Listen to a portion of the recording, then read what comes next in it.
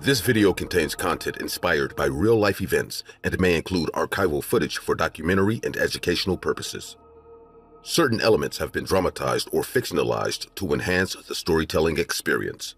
Viewer discretion is advised. We do not intend to disrespect or exploit any individual, victim, or incident. On the 13th of February 2017, a 13-year-old girl named Liberty German and her 14-year-old friend Abigail Williams went for a hike near the Mononhigh Bridge in Delphi, Indiana. What was supposed to be a short hike, lasting less than 2 hours, ended in a morbid tragedy, as unfortunately, that was the last time both Liberty and Abigail were ever seen alive. The girls had planned on meeting Liberty's dad at 3:15 p.m. that afternoon, but they never showed up, and it wasn't long until their bodies were found the following day. The detectives did everything they could to find the person responsible, but all their investigations led to dead ends, and for the next 5 years, the killer remained at large. As the months passed by, the homicide case of Liberty German and Abigail Williams grew cold, and it seemed that their killer would never be brought to justice. However, after 5 long years, the detectives finally found their breakthrough. It all started with a single interview that seemed completely normal at the time, as it was initially overlooked by investigators. This particular interview was later rediscovered, and it finally revealed the identity of the killer behind the gruesome murder of Liberty German and Abigail Williams. This case would later serve as an example of the relentless efforts given by certain law enforcement agents, because even after so many years had passed, the detectives never gave up on the cold case that still horrified and shook the tight-knit community of Delphi, Indiana. Abigail Williams and Liberty German, who were often called Abby and Libby by their loved ones, were 8th graders and close friends. Abby was a saxophone player in the school band and played volleyball. According to her family and close friends, Abigail loved reading, animals, and the outdoors. On the other hand, her best friend Liberty was more athletic, as she was an active participant in the volleyball, soccer, and swim teams. Liberty's sister, Kelsey German, later made a statement saying how she and Libby were excited to start swimming together when Libby started high school the following year. Everything seemed perfectly fine at the time for the two teenage girls, and with their winter break coming to an end, the best friends decided to go on a hike around the Mononhigh Bridge east of Delphi. During their hike, Libby posted a picture of Abby on her Snapchat story while they were on the old railway bridge, and they seemed to be enjoying themselves. However, when Liberty's father came by at 3:15 p.m. to pick them up, his daughter and her friend were nowhere to be found. Liberty's worried father frantically searched the surrounding areas, but he couldn't find them, as the girls weren't anywhere near the trailhead he had parked at, and he couldn't reach his daughter's phone. It wasn't long before other members of the girls' family joined the search, but their efforts were in vain, as it seemed like both Libby and Abby had vanished from their hiking trail. They searched the entire trail tirelessly, and by 5:30 p.m., Libby and Abby's families finally decided to report them missing to the Delphi Police Department. After the report was filed, the Carroll County Police Department, the Delphi Fire Department, and Libby and Abby's families carried out another extensive search for the two girls. The area was scanned thoroughly, with the search lasting well into the night, but they couldn't locate the missing teenagers. The search was stopped right before midnight, as the authorities were operating under the assumption that the girls weren't in any immediate danger, so they decided to let the search party get some rest before trying again with fresh legs. They resumed their search for Libby and Abby the next morning, and by noon, 2 corpses were found half a mile east of the Mononhigh Bridge at Deer Creek. The discovery horrified the residents of Delphi, Indiana, and during the following day, the corpses were confirmed to be Abby and Libby. Liberty and Abigail's bodies were found covered in blood, as their throats had been slit. Libby's corpse was nude, and her cell phone was nearby, while Abby had Libby's clothes on. The killer had also loosely covered their bodies with sticks before fleeing the scene. The autopsy report later revealed that apart from having their necks slit open, there were no signs of sexual or defensive wounds. However, the most interesting evidence at the crime scene was a bullet found between the girls' bodies. It was a .40 caliber round, and it was still intact. The discovery of the two corpses turned the missing persons case into a homicide case, and the Indiana State Police took over the investigation once the bodies were identified. Detectives thoroughly reviewed Libby's phone and discovered a disturbing video taken around 2 p.m. at the High Bridge Trail, where the girls had been hiking. A white man wearing a blue jacket and blue jeans can be seen in the video footage. His hands were in his pockets, and his head was down as he walked towards Libby and Abby. The grainy footage made things a bit difficult for the detectives to identify who Libby had recorded, but the man could be heard saying, "Go down the hill," while he was talking to the two teenagers. Libby's video prompted police to tag the unidentified man as their primary suspect in the case. A blurry photo of the suspect, taken as a screenshot from Libby's video, in addition to an audio recording of his voice, was later released by the Indiana police. The authorities also shared the chilling video with the public, telling the Delphi residents that the man they nicknamed Bridge Guy was a suspect and they wished to speak with him. The police then told the residents that they also wanted to talk to anyone who was around the area that day and might have seen something. The investigators believed that Liberty and Abigail's killer was hidden in plain sight, which made it even harder for them to track him down, as he'd easily blended back into the residents of Delphi, Indiana. The FBI joined the homicide investigation, and they used around 6,000 electronic billboards to broadcast the case and the FBI hotline, urging the whole of Indiana to provide more information. A reward of $41,000 was offered for any information that would lead to an arrest. Former Indianapolis Colts punter Pat McAfee gave a $97,000 donation to the fund, and the amount later increased to $200,000 thanks to donations from the community and local businesses. However, even with the large reward, none of the tips led to any valuable leads. On the 17th of July 2017, a composite police sketch believed to be the Bridge Guy was released thanks to new information provided by eyewitnesses who were hiking in the area on the day Libby and Abby disappeared. The authorities believed releasing the video they recovered from Liberty's phone would help the investigation, as they hoped someone would be able to identify the Bridge Guy.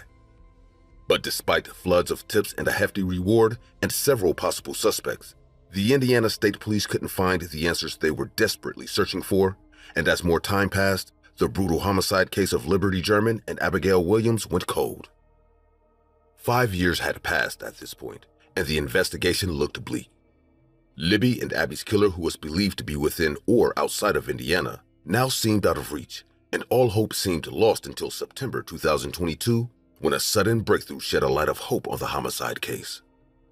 A volunteer receptionist had flagged an overlooked document that would eventually lead the detectives straight to the killer. The volunteer receptionist, who was working at the Indiana police station, was filing documents under the Delphi murder investigation into an online database when she came across an interesting note written by a man named Richard Allen. Allen said he'd seen 3 girls along the High Bridge Trail between 1:30 and 3:30 p.m. on February 13, 2017.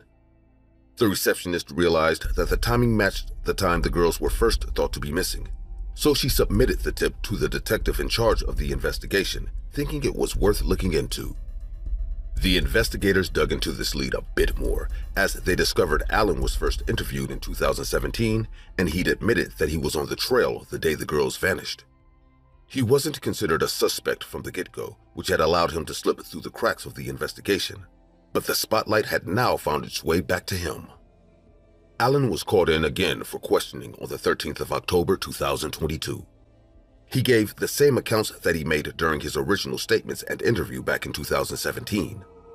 The detectives could tell that there was something Allen was hiding, so they took their investigations further by searching his home, and they found a .40 caliber pistol.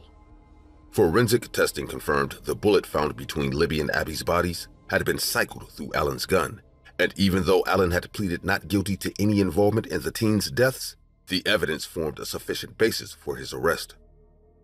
The detectives fully believed that Richard Matthew Allen was the elusive killer who had evaded them for all of these years, and he was finally arrested on the 26th of October 2022.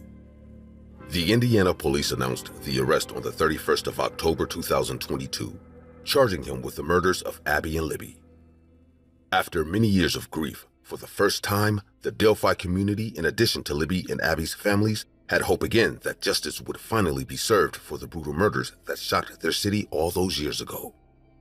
Further investigations later revealed that Richard Allen, who was 44 at the time of the girl's murder, had been a resident of Delphi most of his adult life. He was a trained and licensed pharmacy technician, and at the time of his arrest, he worked at a local CVS store. He was also married, and he had one daughter. Allen often came in contact with the Delphi community members, and Libby's grandparents even confirmed that he had printed photos for the girl's funeral. These disturbing revelations proved that the detectives had called it from the very beginning, as their prime suspect had been hiding in plain sight all along. The trial for Richard Allen began on the 18th of October 2024. The prosecutors came prepared to present indisputable evidence that linked Allen to the crime. Allen's pistol was examined by former Indiana State Police firearm examiner Melissa Oberg, and she testified that the bullet found at the crime scene matched the cartridge of the pistol. The 43-second video on Libby's phone that depicted the infamous bridge guy had been digitally enhanced for another screening, and it matched Allen's overall description. Furthermore, prosecutors revealed a shocking truth to the jury, telling them that Allen had confessed to killing the girls and recorded phone calls to his wife and his mother while in custody. Allen's attorney tried to counter the prosecutors by claiming the murders were a ritualistic killing by Odionists, and that the sticks placed on the bodies were the pagan religion's symbols. They even named 4 potential suspects from this group, but the judge banned the theory because they were never official suspects. Then they tried to have Allen's phone confessions thrown out, arguing his poor mental health and confinement made them untrustworthy. But it was already clear to everyone at that point that Allen was the sole culprit. Allen's 17-day trial came to a close on the 11th of November 2024, as the jury made the final verdict and found Allen guilty of all charges on trial. Richard Matthew Allen was then sentenced to 130 years in prison on the 20th of December 2024 for the murders of Abigail Williams and Liberty German. During the final sentencing, the families of Abby and Libby confronted Allen with their grief before condemning the unfortunate leaking of the crime scene photos as a cruel act that forced them to relive their nightmare and grief over and over again. Libby's mother, Terry Timmons, expressed her pain, saying she couldn't fathom why Allen, a father himself, would rob her daughter of her life, and Abby's grandparents, Diana and Eric, called the sentencing a day of great sadness, as they were now haunted by the memories of their lost granddaughter. No one could imagine the fear the girls felt that day when they were brutally murdered. Yet their killer, Richard Allen, went on to live a normal life like nothing ever happened. The mystery behind Allen's motive still remained unclear, as even though a clinical psychologist who examined Allen had diagnosed him with a serious mental illness, the public still believed there was a hidden motive behind Liberty and Abigail's murder. Allen's clinical psychologist later revealed in court that Allen had told her how he initially planned on sexually assaulting both Libby and Abby, but he got frightened when he noticed a van that was close by, so he cut their throats, covered them in sticks, and fled.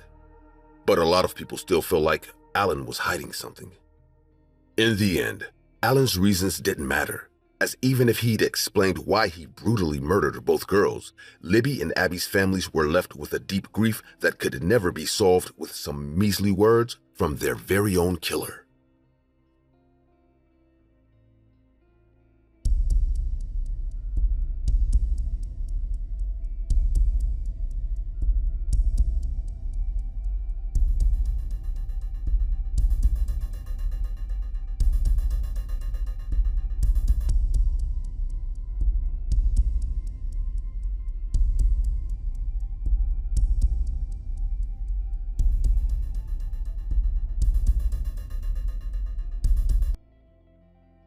They say hindsight is 20/20. But what they don't tell you is that sometimes you're living inside your own blind spot, and by the time you see clearly, it's already too late.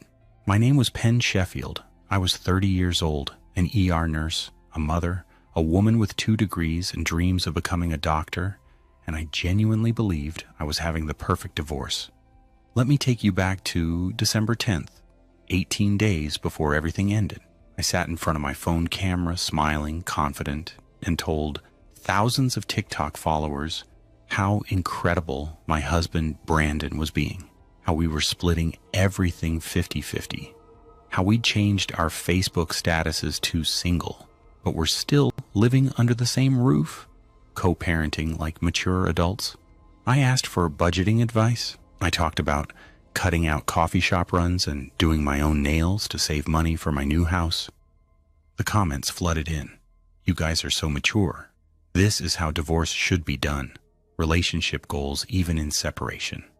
I felt proud, empowered, like I'd figured out the secret that everyone else was too messy to understand. But here's what I didn't tell them. Here's what I didn't even tell myself. I didn't mention how the house had become a tomb of silence, how Brandon would stare at me from across rooms with eyes that looked hollow, empty, like he was watching me through a window instead of standing right there. I told myself it was grief, natural sadness from a marriage ending. I was wrong. You see, when I met Brandon 10 years earlier, I was 20 and he was 30.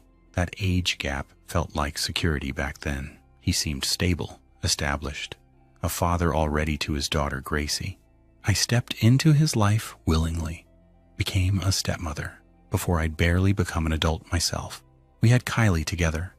I worked night shifts at the ER, came home to cook meals, helped with homework, planned birthday parties, all while he stayed exactly the same, the fun guy, the life of the party, the man who never grew because he never had to. And for a decade, I mistook his stagnation for stability. But at 30, something in me cracked open.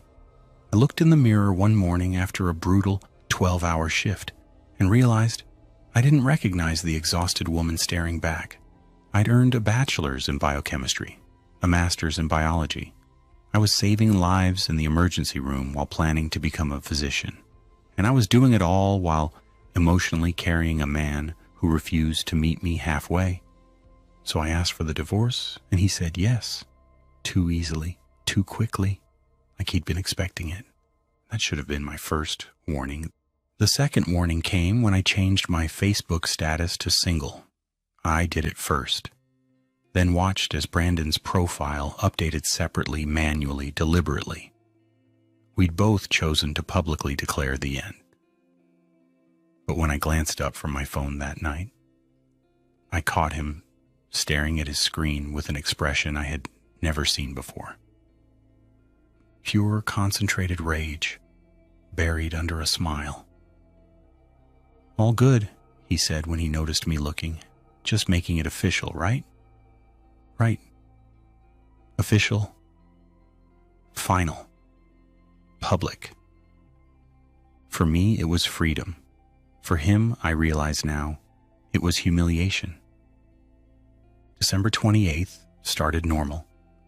Christmas decorations still twinkling. Morning light filtering through the windows. I was planning to pack boxes later. Maybe take the girls shopping. I'd found a house I loved. The paperwork was almost done. My new life was 18 days into construction, and I was so close to the finish line I could taste it. Brandon was somewhere in the house, moving quietly. Too quietly. I remember thinking about that TikTok I'd posted weeks before, the one where I'd asked what to do when God goes silent during your hardest moments. I'd quoted that phrase everyone loves. The teacher is always quiet during the test. But standing in that kitchen, I realized that the silence wasn't divine. It was human, calculated. The silence of a man who'd lost control and was deciding how to take it back. They say the most dangerous time for a woman is when she's leaving. The statistics are clear. The experts warn you. But when you're living it, when you're calling it a perfect divorce on social media and praising your ex-husband's maturity, you can't see the trap closing around you. And when I took that identity away, publicly, digitally, irreversibly, I didn't just hurt his feelings, because I wasn't leaving a marriage. I was leaving a man whose entire identity was built on being my husband, Gracie, and Kylie's father, the guy everyone liked. I signed my own death certificate. By the time our families arrived that afternoon, knocking on locked doors, calling phones that rang and rang inside an empty house, It was already over. Both of us. Gone. The perfect divorce I had bragged about had become a murder-suicide that proved what I'd refused to see. Some men don't let you leave. They would rather destroy everything than watch you become someone without them. I thought I was building a future. I was actually counting down to an ending I never saw coming. If you or someone you know is experiencing domestic violence, please reach out to the National Domestic Violence Hotline at 1-800-799-7233. The most dangerous time is when leaving. You are not alone. My name is Martha. I am 52 years old, and I live in a small neighborhood on the south side of Chicago, across the street from a square that has witnessed all kinds of things. The view from my window gives me the opportunity to witness many situations. Call me a busybody if you want, but I like to know what's going on around me. It's not paranoia. I've simply learned that being vigilant can save your life in a place like this. The neighborhood is not the best. There are robberies, muggings, and sometimes worse. So when I hear something out of the ordinary, my first instinct is to call the police. I've done it more times than I'd like to admit. At first, they took my calls seriously, but eventually they started treating them as nuisances. "There's the lady again," they mutter. I know because once I didn't hang up the phone properly and heard them.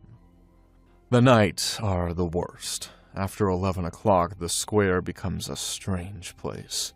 Sometimes I hear screams, always different. Voices that sound like people asking for help or arguing. I never see anyone from my window, I just listen. Once I even went downstairs to try to record something with my phone, but I didn't see anything. Things went on like that until a few weeks ago when I decided to stop calling the police. They were mad at me and wouldn't do anything anyway, but that decision, I'm sure, marked the beginning of my worst nightmare. It was a night like any other. I was watching television when I heard it. A scream. I immediately turned off the TV and went to the window. I saw nothing, just the dark, empty square. The scream was repeated, this time closer. There was a woman's voice, young, and she was terrified. For a moment I hesitated. I could ignore it and pretend nothing happened, as I had been doing lately, but something inside me pushed me to act. I grabbed my cell phone, opened my front door, and crossed the street. The cold of the night chilled my bones, but I kept walking. The square seemed quiet, but there was something strange in the atmosphere. Everything was too quiet, as if the nose had been swallowed up by something. I walked among the trees with my cell phone, illuminating every corner. Someone had to have shouted. There had to be some proof or something that could help the police take me seriously. Then I felt it. A presence behind me. I turned around suddenly, but there was no one there. I took a deep breath and forced myself to keep walking, though each step seemed heavier. After a few minutes, I saw it. A figure in the distance, moving slowly through the trees. The light from my cell phone was not enough to fully illuminate the man, but I could see that he was walking slowly, as if he was in no hurry. I didn't know if he had seen me, but at that moment, I didn't want to find out. I took a step back, trying not to make a sound, but I stepped on a branch that snapped with a snapping sound. The figure stopped. My heart seemed to want to burst out of my chest. I pointed the flashlight again, but the man was gone. I turned in all directions, searching with my eyes. Then I heard it. Footsteps behind me, quick and sure. I nervously pointed to where the silhouette was, and I think that was the most terrifying moment of my life. That person was standing there, staring at me. He wasn't hiding that he was following me. He was just standing in the dark where the flashlight couldn't reach, staring at me as if I was an animal about to be attacked. I didn't think. I just ran. The square was not big, but my house was on the opposite side, and every second seemed like an eternity. I felt the footsteps getting closer and closer, although I never turned to look. In the midst of my desperation, I saw the public restroom in the plaza. Without thinking twice, I went in there and closed the door tightly, locking it with the latch. For a moment, everything was silent. My hands were shaking so badly that I could barely hold the flashlight. Then, a soft knock on the door broke the silence. The pounding continued, slow but insistent. It wasn't loud but constant enough to make me want to scream. Then I heard his voice. "May I come in? I need to use the bathroom," he said calmly, as if he hadn't just chased me across the square. "Go away!" The man didn't answer. He just kept pounding, with the same steady rhythm. I cried silently, begging him to get tired and go away, but it wasn't happening. The man just kept knocking and kept knocking, asking to come in politely and ignoring anything I said to him. Minutes passed, maybe hours. I lost track of time. Finally, the knocking stopped. I thought it was over, but when I looked under the door, I saw his feet. He was moving back and forth as if he was waiting for me to come out. I was beginning to relax, to feel that the man was really leaving. I don't know how much time passed, but I was startled by a violent bang. The door was being rammed. I screamed and cowered in a corner, expecting the worst. I looked for something to defend myself, a rock, a broomstick, a fire extinguisher, something. But no, that place was empty. I had nothing to defend myself with. Meanwhile, with each thrust, the door gave way more.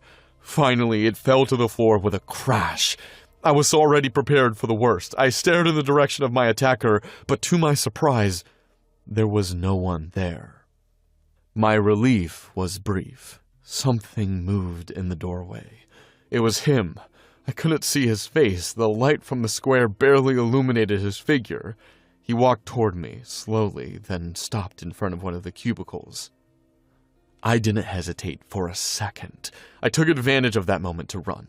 I left the bathroom without looking back, crossed the square, and entered my house, closing all the doors and windows. I called the police, crying and explaining what had happened.